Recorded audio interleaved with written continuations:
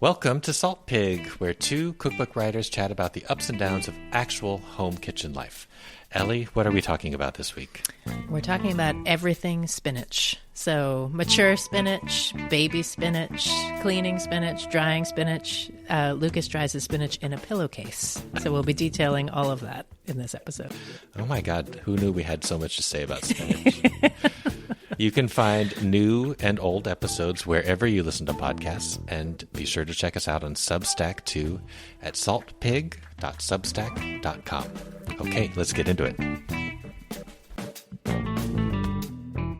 Okay, so last night I was doing one of my least favorite tasks in the kitchen, which is sorting through a bunch of baby spinach for those slimy parts that are so disgusting, and they're hiding under every other leaf. Every fold, and they get stuck to your finger even when you they just kind of like, they're like little slugs. They stain your cutting board. They stain the cutting board. They don't float to the top of the sink when you wash the spinach, or to the top of the water. Yeah. Do you wash it? Well, I've used that as an attempt to rid all the bad spinach out, but it doesn't work.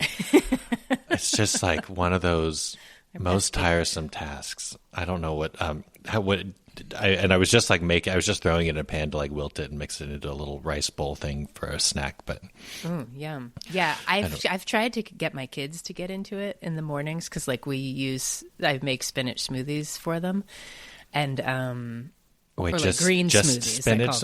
Yeah. Not just spinach. It's like really, Margaret and Henry, the little Popeye kids. If only.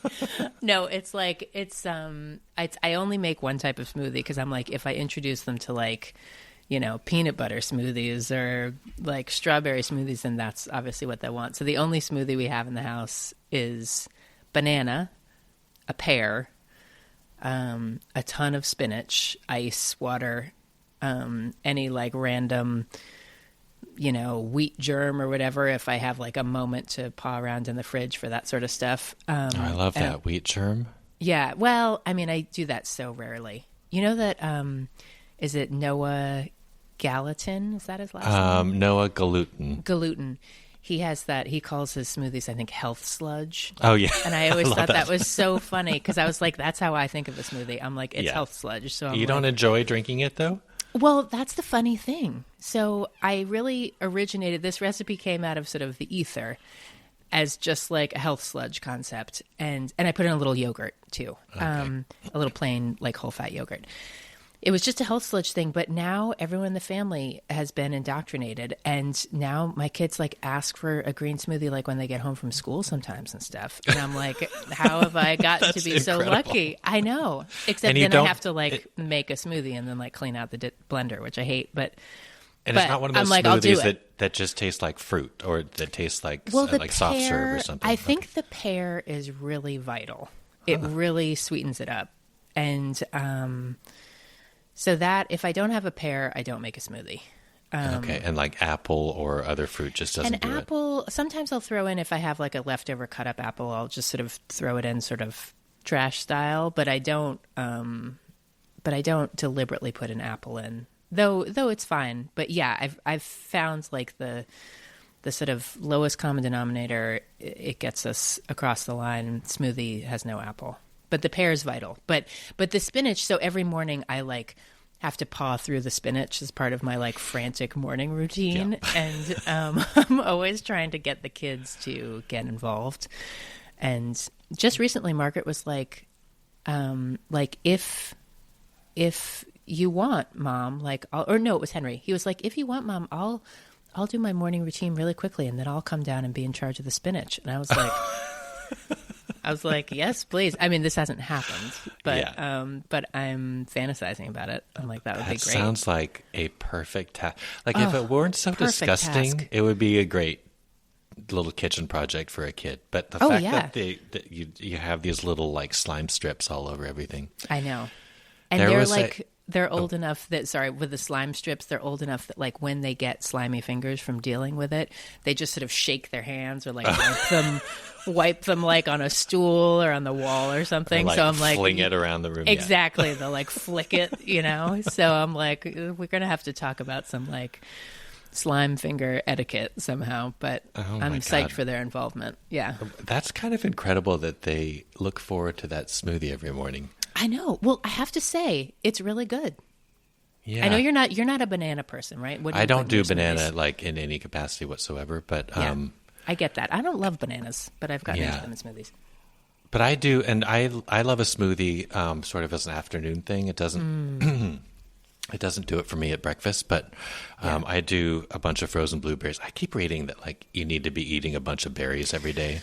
Gosh, for sure I don't know if it's the antioxidants, the like whatever, but like a full cup of berries every day. I'm like, okay, the smoothie is the best way that I can do this. Definitely. But I do a bunch of blueberries, a plop of peanut butter, yogurt or kefir. Mm-hmm. Sometimes I squeeze in lime juice or lemon, and then some hemp hearts, some chia seeds, coconut water. I mean, I don't know. The smoothie ends up being a little bit of a grab bag of whatever's laying around. But there's something nice about like the almond butter and the blueberries are really, really good together. And then a pinch of salt, which I feel like turns it. It just gives it that salt. It does something. It's like, you know how, I mean, it's just like sweet things just makes usually sense. benefit from Yeah. some kind of saline quality. Oh gosh, I should try that. Yeah. That's going to change everything, I bet. Well, and I remember somebody at my gym once was like, it's got to be Himalayan pink salt. And I was like, oh man. God, I don't know if I can One get of on board those. with this. And I honestly, like, how could like a pinch of salt, like the type of salt, actually make that much of a difference? Like, I know that there are trace minerals in there, but trace minerals in a pinch, you're just like, we're talking about like, be. Yeah. I just don't buy milligrams. it. Yeah. God. But you were saying about spinach reminded me of, did you ever see Jeremiah Tower, who worked at Chez Panisse or in the early days and then went on to have stars in San Francisco and was a big, important sort of West Coast chef. He had this like, what do you call like the list of, it's like a list of all the, God, why do I always struggle with words when I'm... what would you call like a sheet of like foundational principles for... Like a manifesto? A manifesto. Thank you very much. Yeah, God. Yeah. But like a manifesto of sort of the kitchen, the key sort of guiding principles of the kitchen. And one of them was like how methodical you have to be when picking through the salad greens. This is like the test of a restaurant in many circles. And it just makes you realize like how much work it is. It's not. It's not that it's just annoying and like some people hate it. Like everybody hates it, but it's also one of those things that is so. It actually is like really important. It's totally cooking. Necessary. I mean, if you're going to cook with spinach, you have to pick through it. You have to pick through. You can't just like blend it up or think that it's going to cook down. It adds like such a gross, muddy flavor whenever that slips in there. It's so disgusting. And it's just the concept of it is repulsive, I have to say, of ingesting those little bits. What kind of spinach do you usually buy? Well, that's part of the problem. So I buy it at like my local greengrocer, which I love, and it's always, but it's like the local greengrocer that sells stuff that's like you have to sort of use it that day kind of vibe. Oh yeah, because it's on its last legs. Because it's really on its last leg. So it's very inexpensive, which appeals to me, obviously. But it's really like sometimes I'm like, oh, this spinach is like, you know, when you buy a bag of spinach and it's a little heavy. Yeah. It's the worst. So gross. So and you sort of like tip the bag and you see a little bit of liquid pooling in the corner. Yes, you see a leaf like stuck, its face plastered to the cellophane. I don't touch those ones. I don't touch those ones either, but I do sort of paw through them and then hopefully sort of find the least offensive of the... Usually there's one that's like doesn't have a leaf plastered to the side of it, but... Okay. Of course, then the inside, there's all sorts of danger lurking. A little secret cluster stuck in the middle or something. You'd think I'd just buy another option, but it's so much less expensive than the regular options that I'm just like sort of committed to doing it. But it's also, then I don't usually wash it unless I'm doing what you sometimes do, where I'm trying to sort of cleanse the whole bag of its sort of elder pieces. But yeah, I mean, sometimes I'll buy like a bunch of spinach and wash it. But, like the mature, bigger leaves, or even like the sort of the ones that have the really long stems. Do you ever get those? Yeah. And those are great, but and usually a lot healthier. But I do just hate why are washing they greens. Healthier? Oh, sorry, not healthier. Healthier in terms of like their the condition. Vitality. Yes, they're more vital. Itself. Exactly.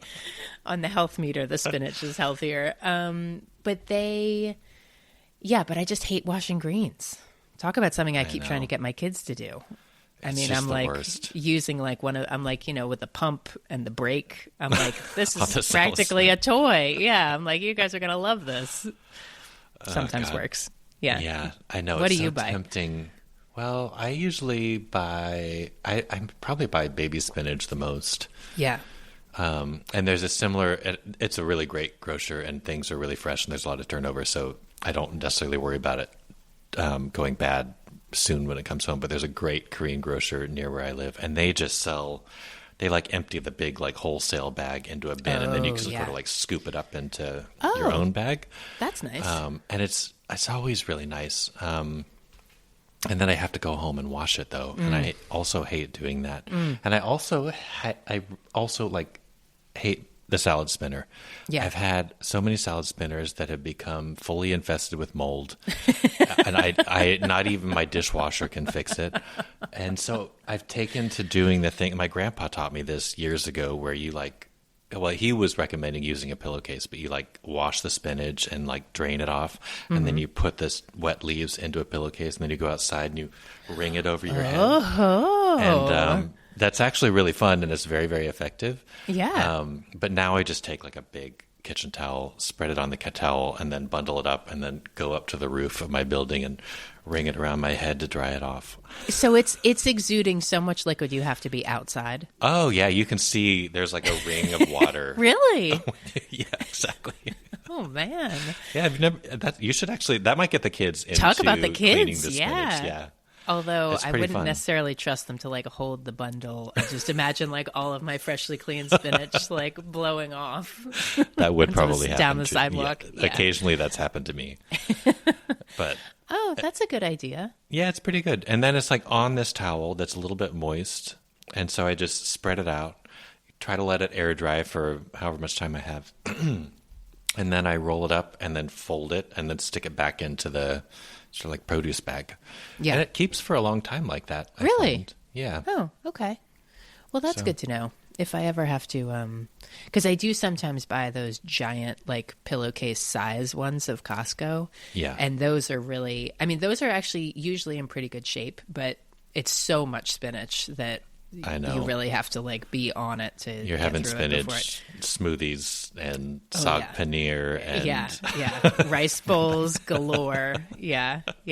I'm just like microwaving it and eating it straight out of the bowl. Yeah. Although that is one of my favorite like sort of, it's not even a sad mom lunch. It's a very happy mom lunch. But like if we have like leftover rice and there's nothing else in the house, if you just microwave like a bowl of rice with some spinach underneath it, if you remember to put the spinach and then some rice, and then if you have any other sort of drips and drabs, and you microwave it so the spinach, like wilts, then you can mix it with like, sometimes I make like a little quick like gochujang, soy sauce, sesame oil sort of sauce and eat it with like kimchi. And it's what I crave for lunch, which is greens and something spicy.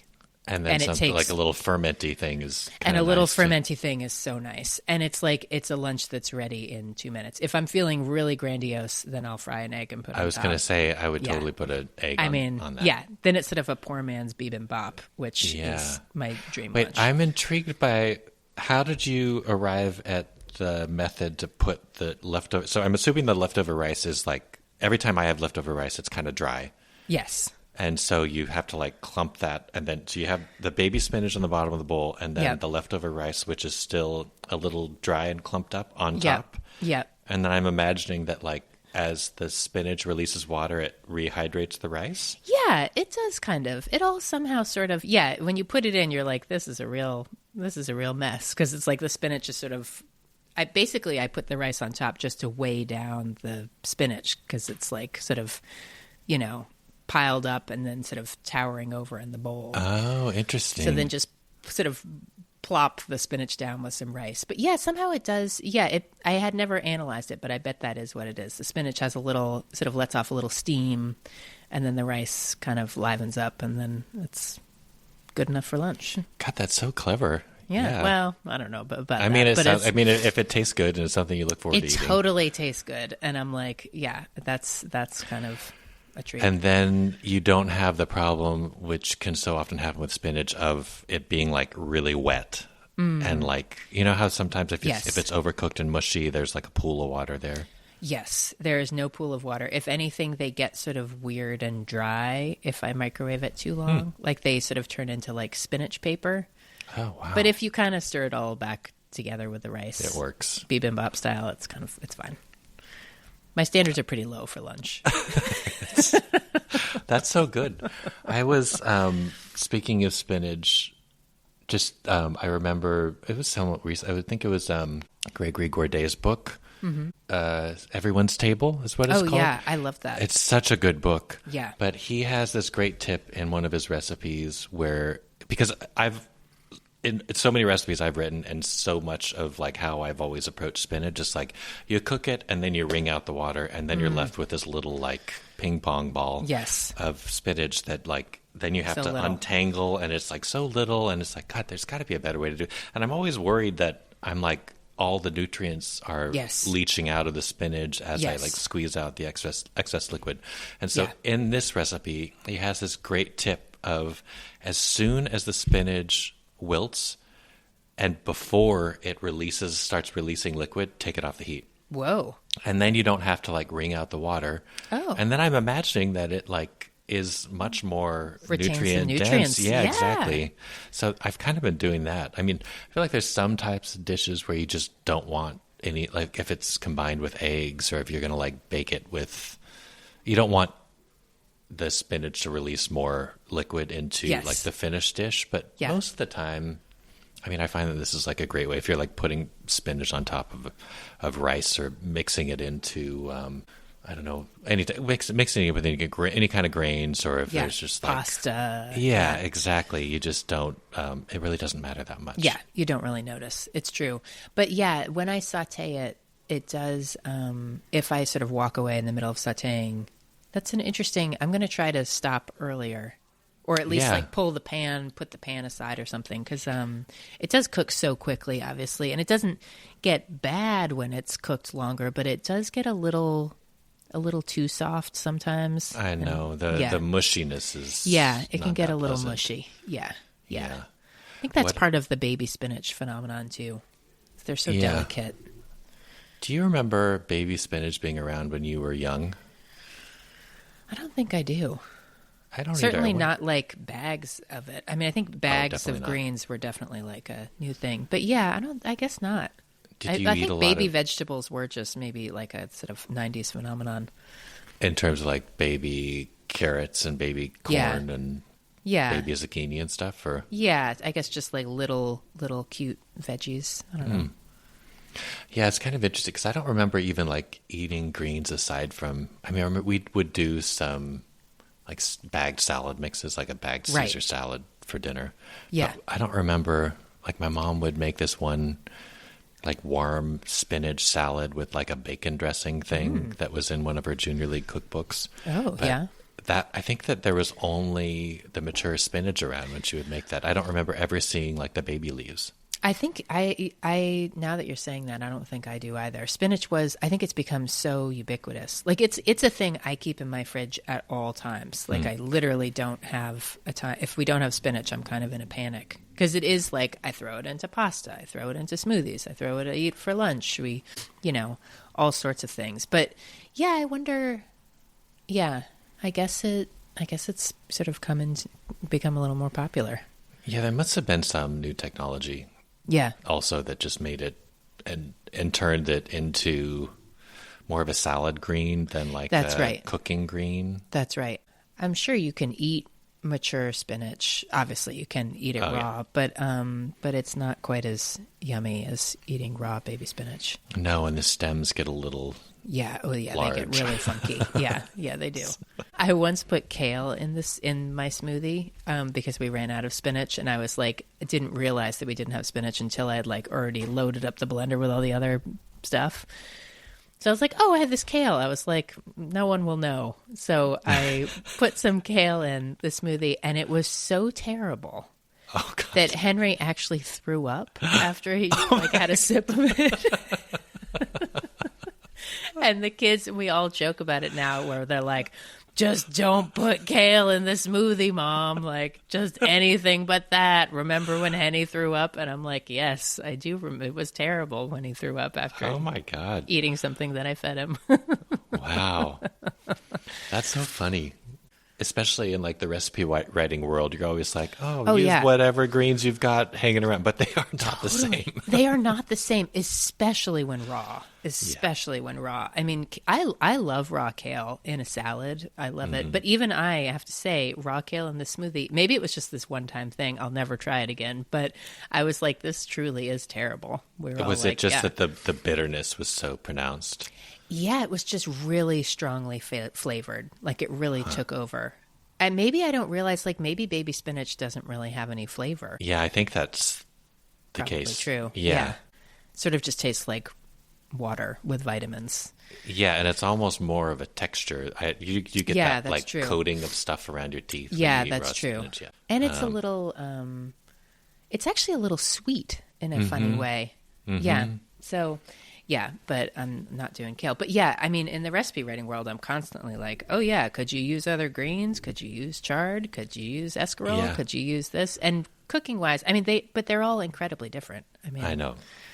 Yeah, it's true. I just made a kale dish the other night, and Vincent and I both really liked it. And it was like a bunch of kale, and I wilted down with just like some onions and garlic, and then I threw bean broth, which we love, and a can of tuna in there.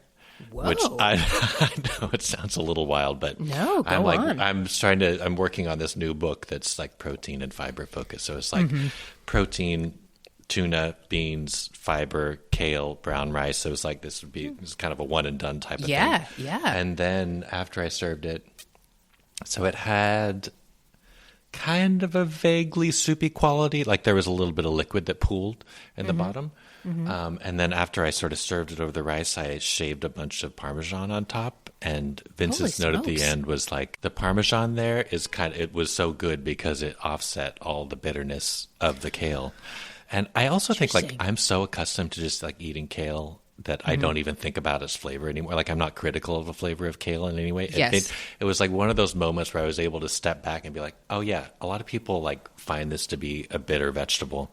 Right. And it is kind of crazy how I would think it like your comment about the smoothie is like, that kind of illustrates the point that like what kale really needs is richness in order to like balance out its flavor. So because like when true. it's all just other vegetables and fruit, there's nothing to sort of temper it. Cut it. Yeah. Yeah. No, it's so true. Like, yeah, the best kale salads have just tons of Parmesan. Oh, tons of Parmesan cheese and a creamy dressing with like egg yolks and anchovies and all this stuff. And, Yes, it needs kind of a punch. A punch of other things. Yeah, it's true. Oh, that's interesting. That sounds good. So did you cook? So did the tuna get like cooked or was it just sort of heated through? Well, that was kind of the thing that I was grappling with as I was making it. It got more heated through than cooked. There's this other, sorry, not to go off on too much of a tangent, but there's this other dish that I really, really like, a recipe that I stumbled on Taste, that it's like a great like food website, but you caramelize tuna in fish sauce and maple syrup. It sounds so weird, but it is so good. And so I was... Well, wait, walk me through, like, caramelize it in what way? You're supposed to use, like, oil-packed tuna. Yeah, okay. And so you, like, dump that in a pan. You add... I don't even measure it anymore, but I think originally it's almost like 1-to-1 fish sauce to maple syrup. Yeah. So like a tablespoon of fish sauce, a tablespoon of maple syrup. Maybe it's more maple syrup. And then you just kind of like cook it down until all the water evaporates and it becomes caramelized. And then I always add like a ton of black pepper. It smells like I can't never very make it a Vincent at home. Yeah. I like the smell of it. Like because I know how delicious it is. It makes me hungry. But like whenever Vincent's at home, he's just like turns on the fan, opens all the windows, starts like wafting a towel. Giving you dirty looks. It's really intense. But then I just like put it right over white rice and it's so delicious. Wow. It's so easy and it's so good. And I don't even use the oil packed tuna. I just use like the water packed and I saute it in some olive oil. Wow. But I really like that dish. It doesn't get tough. Like what's the texture like?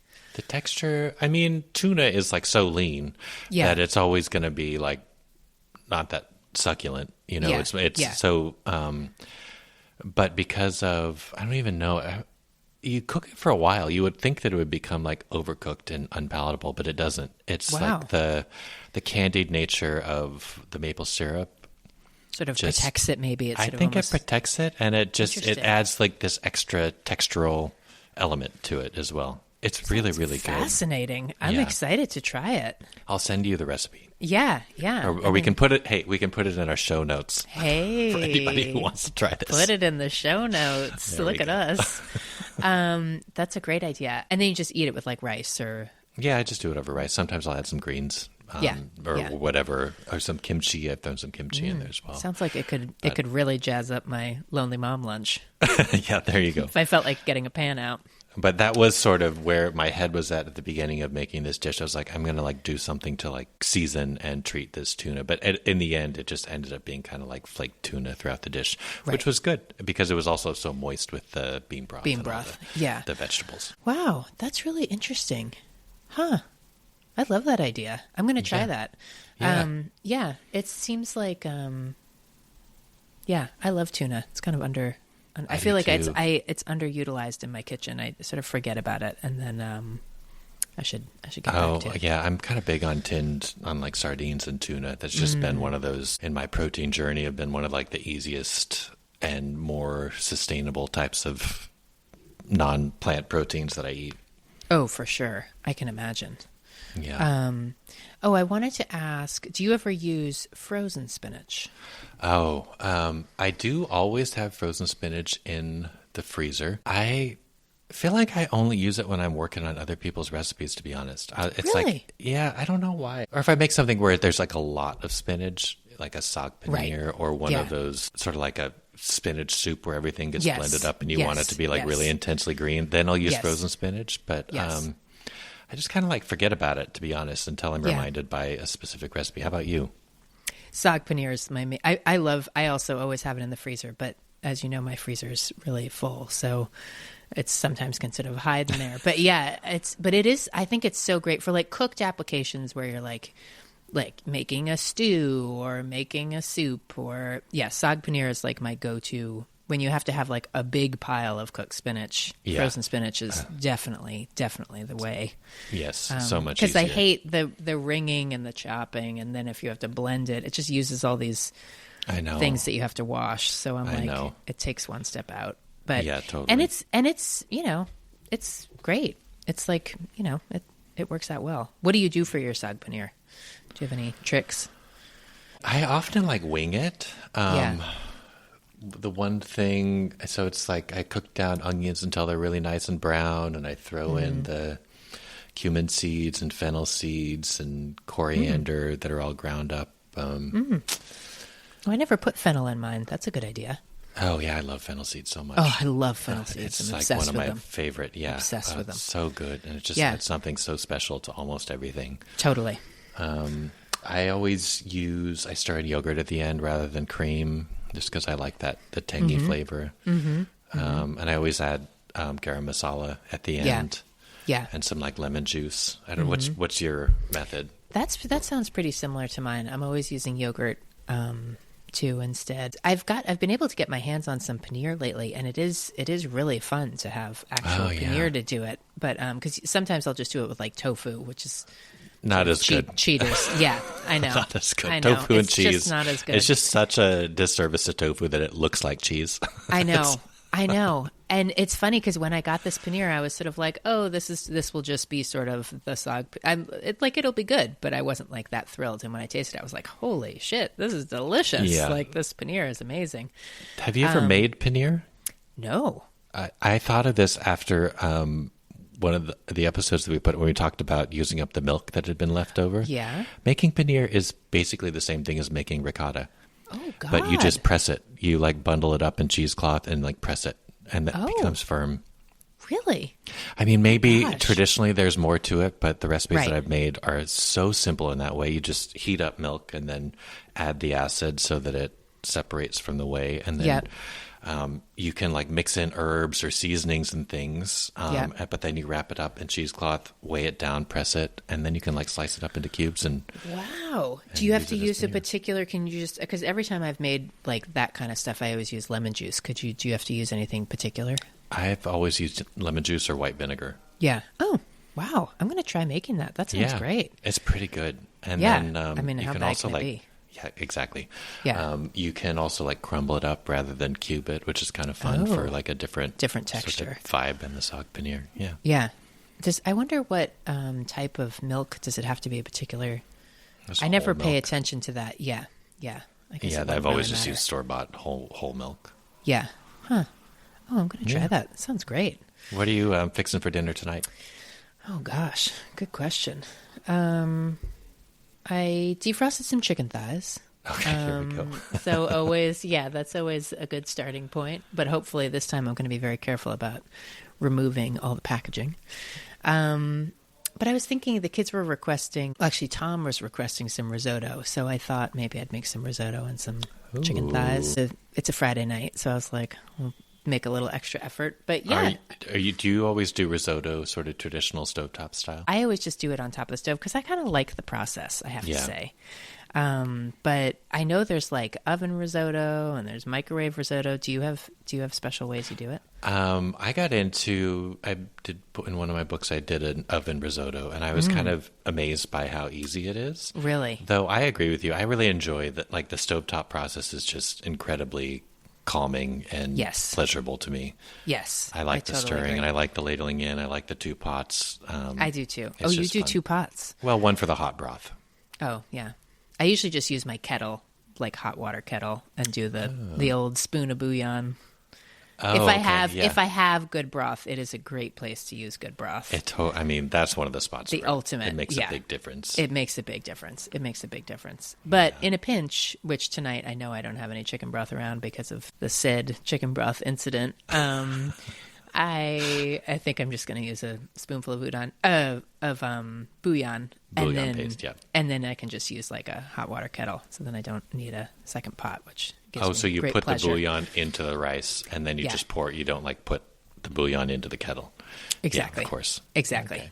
Yeah. So that works out well. It's not going to win any awards, but it's pretty good, actually. I'm sure it is. Yeah. Yeah. Creamy rice. Yeah.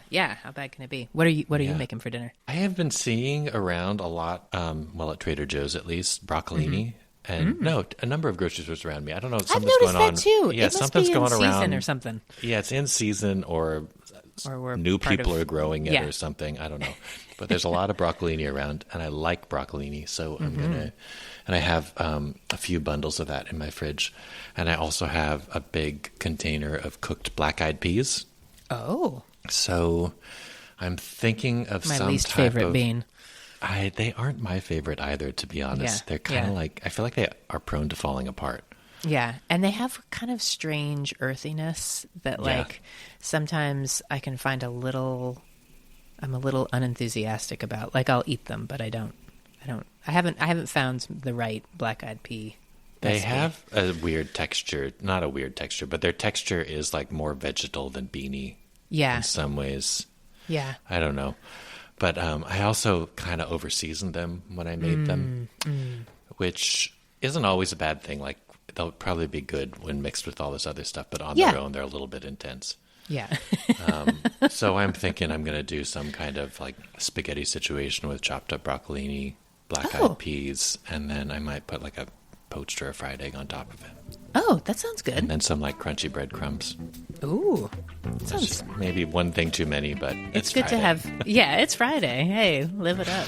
And a crunchy breadcrumb really does. That's a pretty fun addition to a pasta dish. Oh, that sounds great. We'll enjoy. And, yeah, we'll just talk next time. Until next time. Yeah, sounds great. Okay, well, have a great weekend. Okay, you too. Bye, Ellie. Okay, thanks. Bye.